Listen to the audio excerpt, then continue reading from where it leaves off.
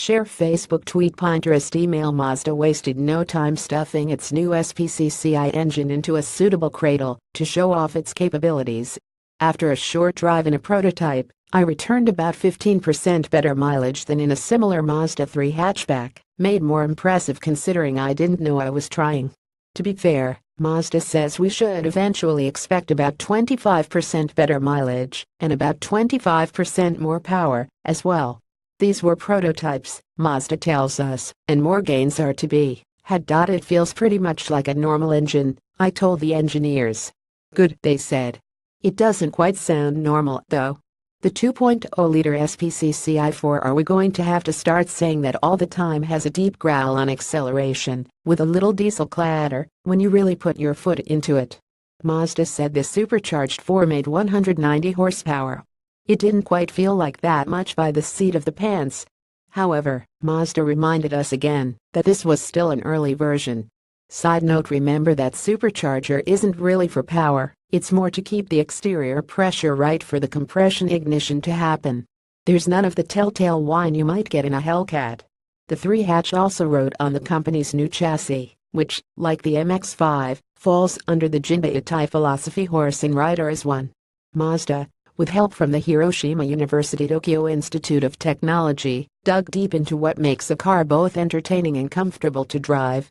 Mazda calls it the human-centered concept, and it has to do with how human bodies sit, walk and see. Say you're walking down a curved line toward a stopping point. Your head looks at the goal as your chest body continues perpendicular along the line. As you approach the goal, your neck and chest come back into alignment. It's basically the same when driving around a turn.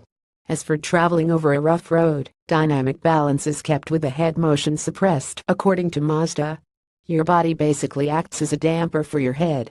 If you're sitting in the proper position, with the spine in its natural state, your pelvis picks up whatever bumps enter the cabin and dissipates them before they reach your head. Mazda upgraded the rigidity in the parts of the seats that delay that transfer of motion to the pelvis and otherwise. We were able to test that theory in the Prototype 3. It felt a little stiffer than the current example, if memory serves me. At high speeds on the unlimited section of the Autobahn, it felt stable with a little harmonic wobble over the small amount of bumpy pavement. The steering setup felt similar, if not identical, and the brake feel was strong, too, but so was the outgoing model. Mazda also added more stiffening ring structures into the new platform, which transfer energy both in a crash and under normal driving circumstances. All of that is to smooth the energy transfer to the sprung mass, which is everything above the dampers, including your body. It also reduced the sidewall stiffness of the tires, again to absorb some of that road impact.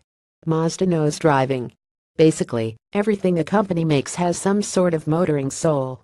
That includes the CX-9, which is not only good-looking inside and out, it might be the only 3-row SUV on the market that's not a bore to drive.